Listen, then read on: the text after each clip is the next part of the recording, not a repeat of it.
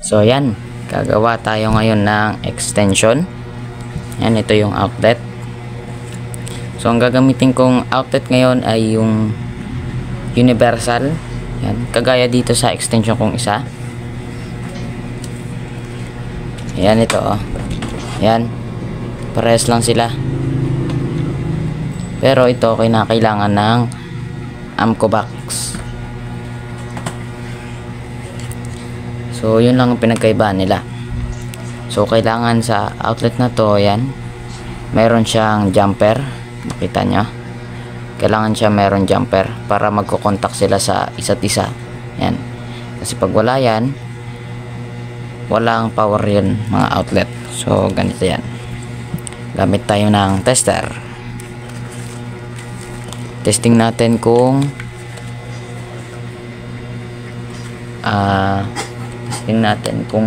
yung ating jumper ay nagko-contact ba, or baka hindi sila nagko-contact, baka umipit lang, di ba? Testing natin. Gawin natin yung ating tester. Ayan, naka-on na. So naka-on na siya. So stand natin dito yung ating tester. Ayan, i-stand natin. Tapos tingnan natin kung gumagana. Ayan, mayroon tayong green dito. Ayan, makikita nyo, mayroon din namang reading dyan. Test natin kung meron ba siyang reading. Dito muna sa isa. Ayan, sabihin nagko-contact sila. Dito naman sa kabila. Yan, ibig sabihin okay ang connection. So pag dapat sa dalawa wala yan siya reading, ayan, walang reading, ibig sabihin okay. So try naman natin test yung dalawa. Ayan, ayos natin yung ating test prod.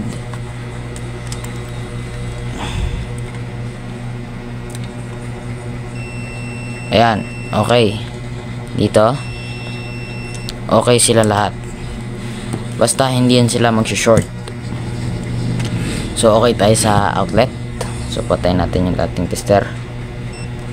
Yan, tapos ibalik natin dito sa gilid. Yan, lagyan natin sa isang tabi. So ngayon, syempre pag may extension merong wire. Yan, diba? So itong wire na to luma to, kaya may dugtong. Dinugtong ko siya, kakadugtong ko lang. Yan, pinutol ko yung lumang dugtong dahil nakapantay.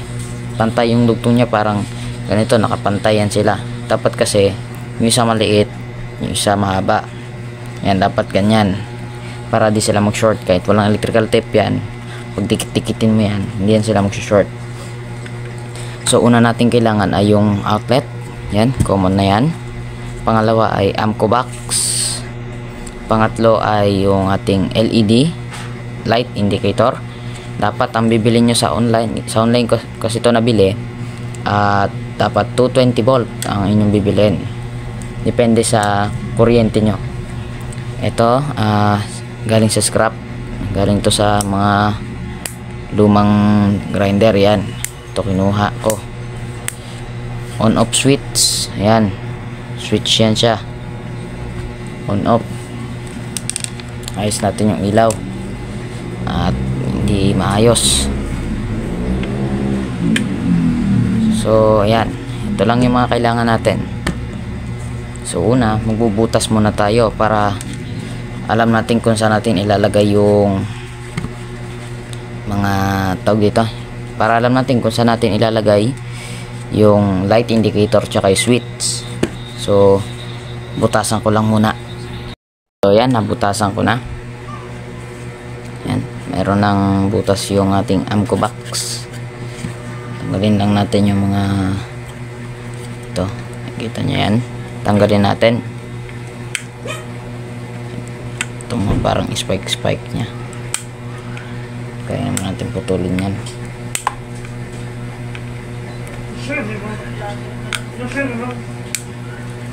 Yan, tanggal na. Ito naman tayo sa kabila. Ayan, okay na pala. Ayan, medyo kumukurap yung ating ilaw. Pero yan, okay na yung Amco Max natin.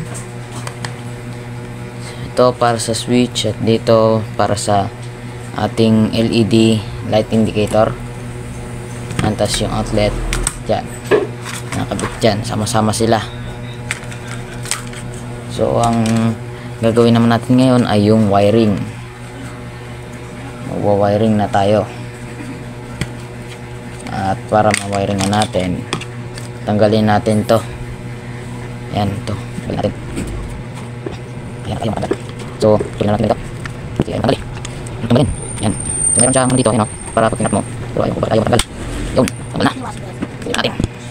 So dito lalabas, ay dito papasok ang wire. Yan. So okay naman siya.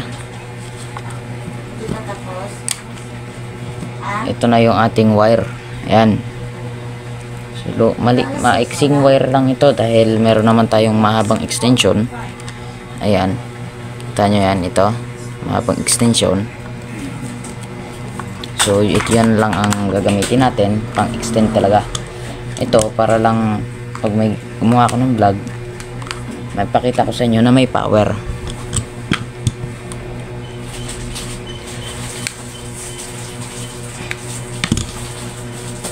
So balatan na natin. Yan. Ito na. Mamaya na natin siya bubuhulan. Ito, pasok natin dito. Pasok muna natin ito. Yan. Tapos ito. Pasok natin. Yan, okay na. Pasok na siya dito sa butas. So pag pinulutan natin to, yan, so kailangan na natin tong ipasok. Ayan, pasok na siya. Tapos yung kanyang plastic lock. Yan, so yung kanyang lock. Dito ayun lock niya. So ayan, i-ano na natin, lock na natin siya.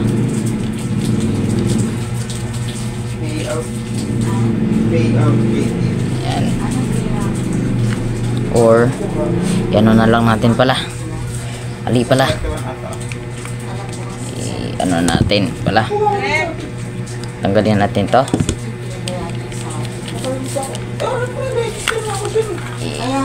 Ipasok natin yung wire dito. Ayan. Para dito natin lagyan ng wiring. Ayan, ito.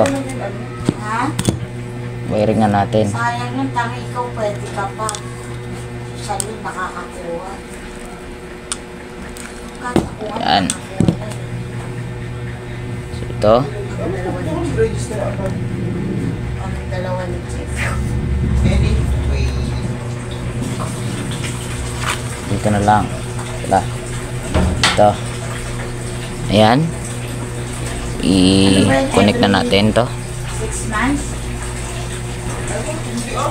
Ano?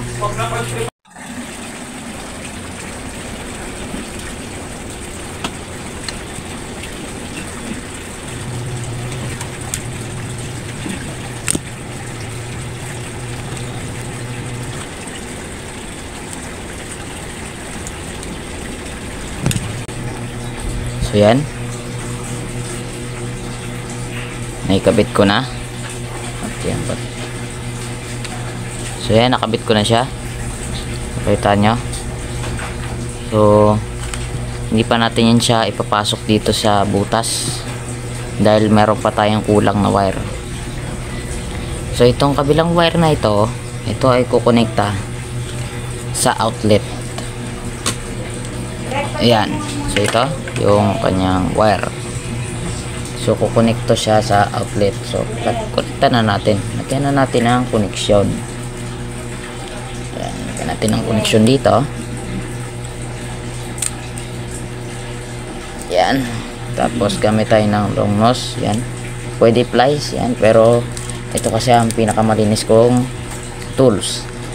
Kaya ayan. Ayan. So naka-connect na.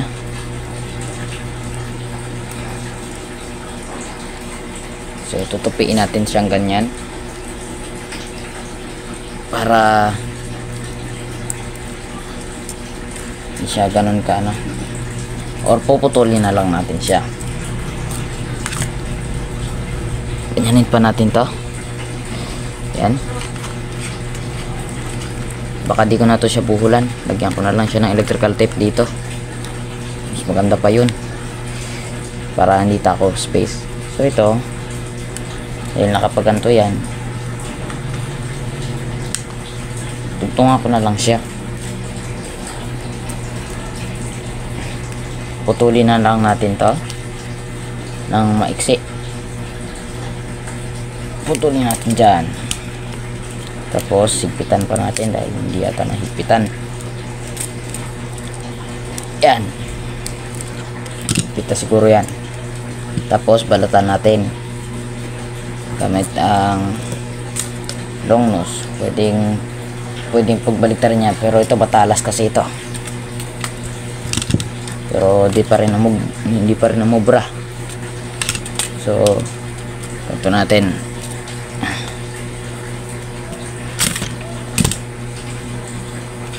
Yan. Balatan na natin. Ayan, so okay na. Nasuksok na siya, hindi na siya malis oh. So ito na siya. So ang diskarte ko pagka magdugtong ng ganito, pag-iwalay mo siya, separate mo. Yan, separated na. Tapos ito babalatan. Balatan muna natin. Balatan natin siya ng mahaba para ayan. Pagkatapos balatan, tag dito,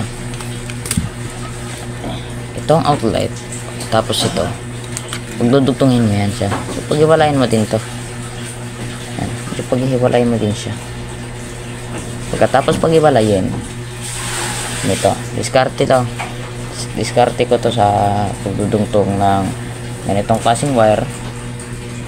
Tapos yung sa malambot na wire, ito kasi ay stranded wire pero makakapal ang kanyang hibla. Hindi kagaya dito sa ating flat cord na maninipis ang hibla ng kanyang wire. So yan, pagkatapos nyan na ano na, tugtong na siya dito sa magkabila, higpitan mo siya. Yan, so, makita nyo, mahigpit na. Tapos saka natin siya igaganto. Tapos saka natin siya gagantuhin. Wala pa si Maling. Ayan. So ganitong paraan, hindi siya matatanggal kaagad. Yan. Ayan o. Kasi pagka idugtong mo lang siya na ipapulukpot dito sa matigas, matatanggal siya kaagad. Kaya pagka separate mo muna tong isang wire, ayan, ito focus natin, separate mo muna to siya. Tapos ang gagawin mo naman, pag separate mo din tong itim na to, yung mga hibla niya isa-separate mo, then pagdugtungin mo sila, saka mo higpitan tong puti para mas madali. So gagantuin lang natin yan dyan. So gaganto lang natin, mamaya na natin lagyan ng electrical tape dahil i-ano pa naman natin yan, tester pa. Yan, ito yung outlet to. So dahil okay na yon, i-connectin natin pala yung kanyang ano, yung ilaw. Connect pa pala natin yan. So tanggalin lang natin ulit. So nakakabit na sa isang power cord itong light indicator natin. Ito naman ay kukonekta sa switch dito. Kukonek yan siya dito. At para matapos na to, kuha tayo ng isang wire. Tapos ano natin, yung tamang ano lang,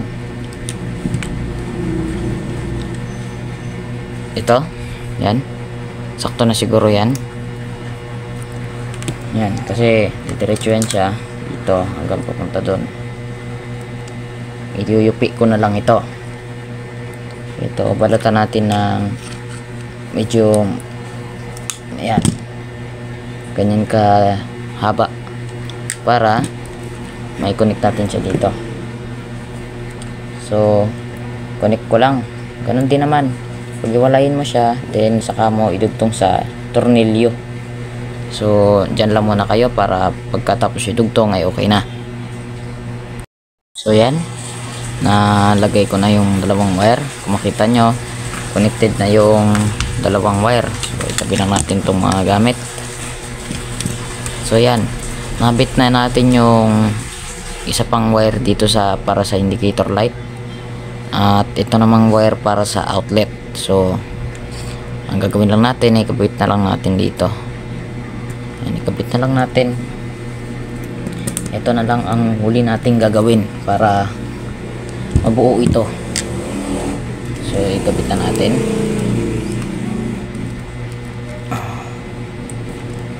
Dapat merong reading yung tester mamaya pag finish natin ito. At kung makita nyo, magalaw itong wire, gabit natin na maayos para hindi kagalaw masyado. So complete na yung ating wiring para dito. So ang gagawin na lang natin, i-test natin kung meron pa bang reading, kung meron na ba siyang reading. So gamit tayo ng tester. Yan, dito natin ilagay. Ay, namatay ang ilaw. So yan, okay na. Ang gawin natin, iti-test natin siya sa buzzer mode. So yan, kahit auto naman pwede, pero ako dyan natin ilalagay. Yan, 0 0. At kung makita nyo, nag-green, nagkakaroon ng light yung ating tester. So i-test natin isang linya, tignan natin kung meron na ba siyang linya. Yan, wala pa. So i-try natin i-on ito. So naka-on na doon, wala pa din. Ayan, ito naman meron na. Ayos natin ang lagay, ayos natin.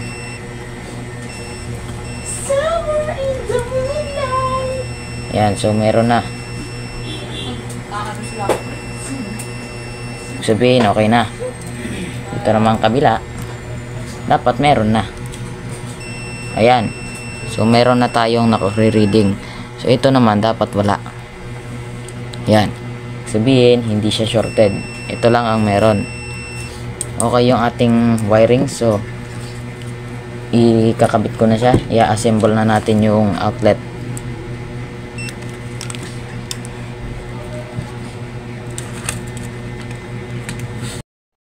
I-test na natin. Tester. Ayan siya. Meron na tayong tester. So i-test natin. Wala. Yan. Okay yung linya na to. Ito naman ay wala. So try natin i-on. Ayan, so wala pa din. Ibig sabihin yung linya ay hindi shorted. Ito namang isa. Ayan, ito. Lipat. Try natin. Try natin. Ayan. Kung wala na itong linya. So ito naman ay meron na. So pag pinatay natin yan, ayan, wala na. Pag inon na natin, so sabihin okay siya. So pag tinest naman natin gamit,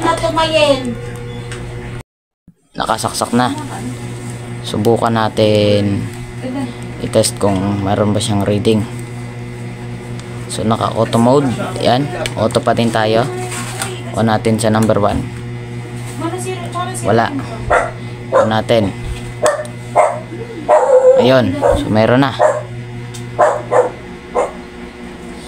So number 2, number 3, okay na. Ibig sabihin wala nang problema yung ating extension, gumagana na siya. Ayan o. Ito yung ating light indicator. So ngayon na isasaksak ko. Yan, saksak na yung dilaw. Ayan, oh. So una natin. Ayan. So meron na tayong light indicator. Patayin natin yung ilaw. Ayan, patay na yung ilaw. On natin. Ayan. So meron na tayong light indicator. Ayan, oh. Pag nakapatay, ayan. So meron na tayo outlet na may light indicator. Ayan, oh. Ilaw na siya, oh. Sabihin okay. So isaksak natin yung ilaw natin. So okay siya. Try natin sa electric fan. Yan, isaksak natin yung electric fan dito sa ating ginawang extension. Ayan, yung muyuko na electric fan. Ayan, isaksak natin ito. Tapos i-on natin yung ayan, outlet. I-on natin sa number 1. So ayan, iikot. So pag pinatay ko ito, ayan, namamatay. Ayan, on natin ulit. Ayan, okay yung kanyang switch. Okay. Okay siya. Ibig sabihin, okay na yung ating outlet. Meron na tayong power. Balik tayo dito.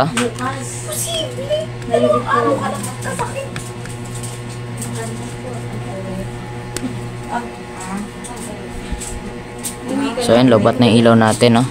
Pero yan, okay na ito siya. Kahit medyo nagkaberya dito, yan, no? Hindi siya talaga makapag-lock kasi nakaharang itong outlet. Pero yan, okay naman na siya. Ayan, may ilaw. Pinatay, namamatay. So try lang natin sa drill, sa may ano natin, mini grinder. Kita nyo, wala pa kasi nakapatay. Ayan, patay. Pag inon natin, ayan, okay na.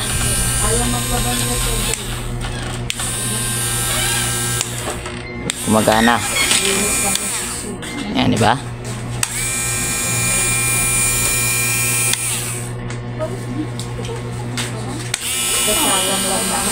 So sana may natutunan kayong konti dito sa video ko na to kahit medyo magulo.